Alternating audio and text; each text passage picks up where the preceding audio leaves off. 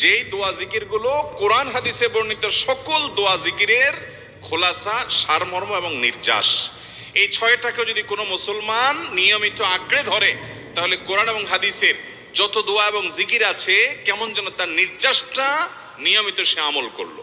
বলবো সেগুলা। এই ছয়টা দোয়া এবং জিকিরের মধ্যে সর্বপ্রথম হলো নবী করিম সাল্লাল্লাহু আলাইহি সাল্লামের প্রতি দুরূদ প্রেরণ করা। নবীজি সাল্লাল্লাহু আলাইহি সাল্লামের প্রতি দুরূদ প্রেরণ করার আমল এরকম আমল, আপনি যদি সারা দিনে শুধুমাত্র নবীজির প্রতি দুরূদ প্রেরণ করার আমলটাই জিকির হিসাবে সবচেয়ে বেশি করেন, দোয়া হিসাবে যদি এটাই আপনি সারাদিন করতে থাকেন, তো আপনার জন্য যথেষ্ট হবে। আল্লাহর কাছে আর কিছু না চাইলেও চলবে, আর কিছু না চাইলেও চলবে। দুরূদ মানে হলো নবীজির জন্য দোয়া করা। ভাই, আল্লাহ তার হাবিবকে রহম করবেন, আপনার আমার দোয়ার দিকে আল্লাহর তাকানোর কোনো ঠেকা আছে? নবীজি কি আমাদের দোয়ার কোনো মুখাপেক্ষী? কিন্তু আমরা তার জন্য দোয়া করলে ওই চান্সে আল্লাহ তাআলা আমাদের প্রতি অনুগ্রহ করবেন। একবার না, আপনি নবীজির প্রতি একবার রহমতের দোয়া করবেন, একবার দুরূদ পাঠ করবেন, মান সাল্লা আলাইয়া মাররাতান সাল্লাল্লাহু আলাইহি আশারা। নবীজি সাল্লাল্লাহু আলাইহি সাল্লাম বলেছেন, একবার আমার জন্য তোমরা দোয়া করলে, আমার প্রতি দুরূদ পাঠ করলে, আল্লাহ তাআলা তোমাদের জীবনে 10 বার 10 জায়গায় 10 টাইমস তোমাদের উপর আল্লাহ তাআলা অনুগ্রহ করবেন।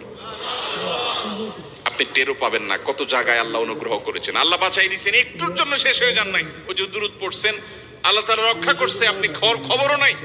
আল্লাহ তাআলা আপনার প্রতি বিশাল একটা দান করছে, আপনি লক্ষ্য করেন নাই। ওই যে দুরূদ পড়ছেন একবার, 10 বার রহমত হবে। এভাবে যত দুরূদ পড়বে সে তত রহমত এবং অনুগ্রহ পাবে। এক সাহাবী বলেছেন, ইয়া রাসূলুল্লাহ, আমি আমার দোয়ার কত অংশ আপনার জন্য রিজার্ভ রাখবো? আমি তো আল্লাহর কাছে অনেক কিছু চাইবো, অনেক কিছু নিবেদন করব, আপনার জন্য যেন আল্লাহ রহমত নাজিল করে, এটাই হলো দুরূদ। এই দুরূদটা আমি কি পরিমাণ রাখবো? 4 ভাগের 1 ভাগ, 3 ভাগের 1 ভাগ, অর্ধেক?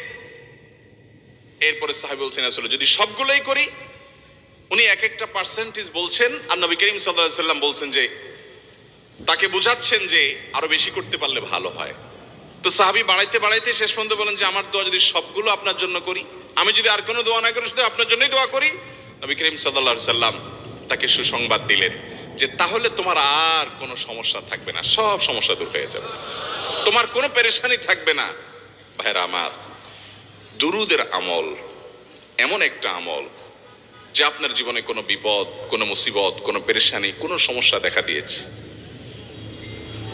আপনি যদি দুরূদ পড়তে থাকেন, কোনো কিছু মনে আসছে না, মানুষের মনে ছাত্র জিজ্ঞেস করে, ভাই পরীক্ষার হলে পড়া ভুলে গেছি, কি করবো? আমি দুরূদ পড়া শুরু করেন। আরবদেরকে দেখা যায় কোনো কিছু ভুলে গেলে তারা বলে আল্লাহুম্মা সাল্লি আলা মুহাম্মদ, আল্লাহুম্মা সাল্লি আলা মুহাম্মদ, এটা শুরু করে তারা।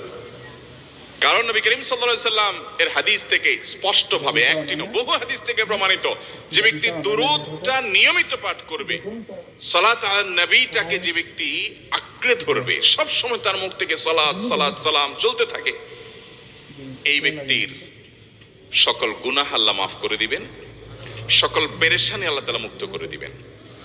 ভাইরা আমার, দুরূদের আমলটা এত গুরুত্বপূর্ণ আমল, এটা আমরা করি এখন। অনেকে আছেন যে আনুষ্ঠানিকতা যখন থাকে দুরূদের, মিলাদের, তখন একটু সালাত আলা নবী যেভাবেই করেন করেন, আর বাকি অনেকে আছেন যেগুলো করারও কোনো খোঁজ খবর নাই। দুরূদ বেশি বেশি করে পাঠ করবো তো ইনশাআল্লাহ। সবচেয়ে শ্রেষ্ঠ দুরূদ, সবচেয়ে উত্তম দুরূদ হলো দুরূদ ইব্রাহিম, যেটা নামাজে পড়েন। আর সবচেয়ে সংক্ষিপ্ত দুরূদ হলো সাল্লাল্লাহু আলাইহি ওয়াসাল্লাম। এছাড়া নবীজির প্রতি দোয়ামূলক যে কোনো দুরূদই আল্লাহর কাছে গ্রহণযোগ্য হতে পারে, যদি দুরূদের অর্থের মধ্যে, কথা বলার মধ্যে খারাপ কিছু না থাকে। দুরূদের নামে অনেকগুলো দুরূদ প্রচলিত আছে বিভিন্ন বই পুস্তকে, অমুক দুরূদ পড়লে অমুক এত নেকি হয়, বা অমুক দুরূদ পড়লে এতবার পড়লে ওই বিপদ দূর হয়। এগুলো কোনো হাদিস নির্দেশিত না, এগুলো হয়তো কারোর তাজরিবা অভিজ্ঞতা নির্ভর। কিন্তু হাদিস নির্দেশিত দুরূদ হলো দুরূদ ইব্রাহিম, আর সবচেয়ে সংক্ষিপ্ত দুরূদ হলো সাল্লাল্লাহু আলাইহি সাল্লাম। অর্থের ভিতরে যদি খারাপ কিছু, শিরকের কিছু না থাকে, নবীকে আবার আল্লাহর পর্যায়ে পৌঁছানোর মতো গোমরাহি যদি না থাকে দুরূদের অর্থের মধ্যে, তাহলে যে কোনো দুরূদই আপনি আল্লাহর কাছে পেশ করতে পারেন। তাহলে 6টা দোয়া হলো কোরআন হাদিসের শত শত সহস্র দোয়ার নির্যাস এবং খোলাসা। তার 1 নম্বর হলো দুরূদের আমল। করবো না বেশি বেশি ইনশাআল্লাহ।